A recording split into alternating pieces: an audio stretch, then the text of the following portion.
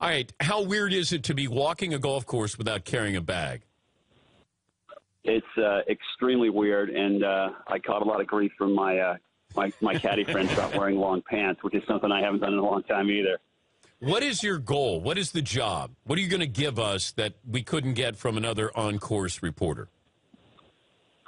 Hopefully breaking down the player-caddy dynamic a little bit, talk a little bit more about, the whole risk-reward thing and conservative play versus aggressive play. And, iron play is going to be so big this week here at Birkdale because it's a second-shot golf course. So hopefully just talking a lot about guys taking on risk and whether or not it will or won't pay off. Was there a chance you were going to caddy in the Open Championship? No, there wasn't. I mean, when Phil and I split, Tommy Roy from NBC got in touch pretty quickly, and I didn't have anything going on post-split with Phil, and he got in touch, and that's why I'm here. I'm really proud to be here. You told me a while ago that you knew that there could come a day when you and Phil split up.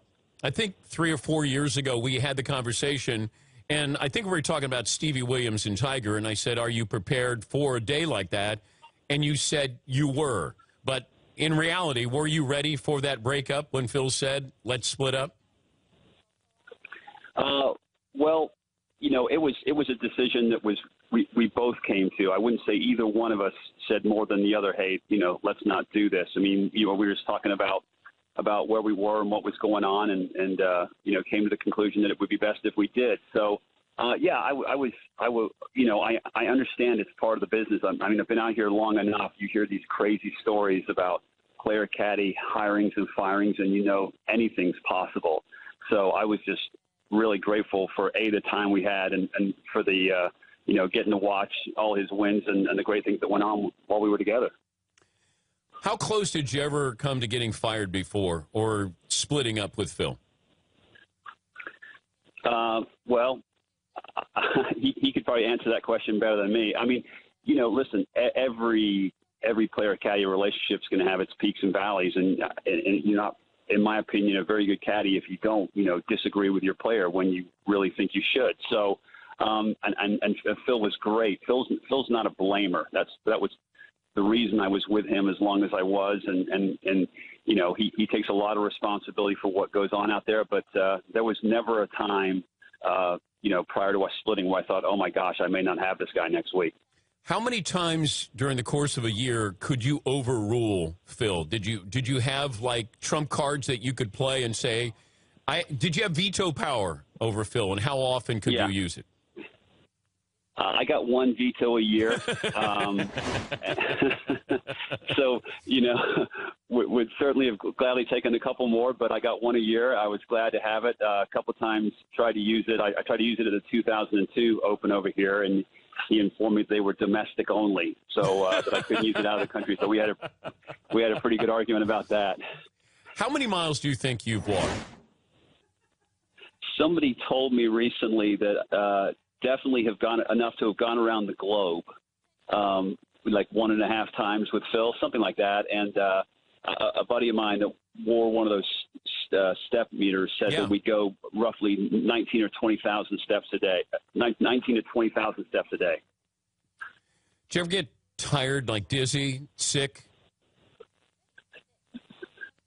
No, well, I got really sick in Mexico this year, but that had something to do with something I ate. But something you ate.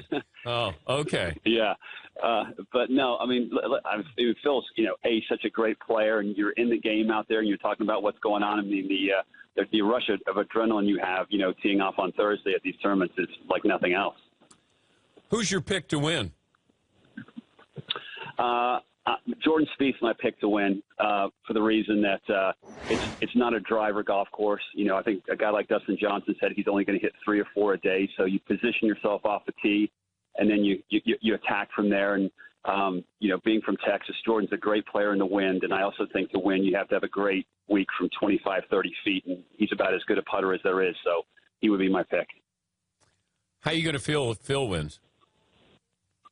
I'm going to feel very happy for him. I'll tell you what, this is a phenomenal course for Phil. I mean, I think he said he's not hitting a driver this week. He's just going to put it in play off the tee, and he's the most underrated iron player in the game. So it wouldn't shock me at all if he had a phenomenal week here. Have you ever muttered under your breath at Phil? Yes.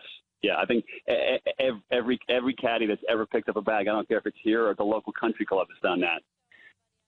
But give me an idea, like if he begrudging, like you want him to hit something, he doesn't want to hit it, he uses his club, and then he doesn't hit it well, and then do you mutter something under your breath at him? No, I mean, Phil and I had a great relationship. I think it's fair to say that's why it lasted 25 years. I mean, 95 times out of 100, we were thinking the same thing. And on those occasions when we weren't, we'd talk it out and he'd make his decision. But there was not much for me to mutter about because, again, he's that golfer that takes a lot of responsibility. He's not a blamer like some guys can be. And he was, he'd say something like, oh, man, I took the club out of the bag. That's on me. And when you're working in that kind of environment as a caddy, you're extremely lucky, and the relationship's probably going to last a long time. Explain to me how a caddy gets paid. I know it's different, but was it a lump sum and then a percentage on victories for you? Is that how it worked? I've only ever heard of one caddy in my 25 years of doing it that was paid a yearly salary. So everyone's basically, caddies pay for their own expenses. So they're going to get, some money, each week that they caddy to hopefully, pay for their travel. And then, you're going to get a percentage of the player's earnings. And the percentages, will depend. You'll get more for a win than you will for finishing 40th. If I said you could have your career as a caddy with Phil, or you could be the 100th ranked golfer in the world. So you'd actually be playing, or you could be a caddy for 25 years for Phil Mickelson.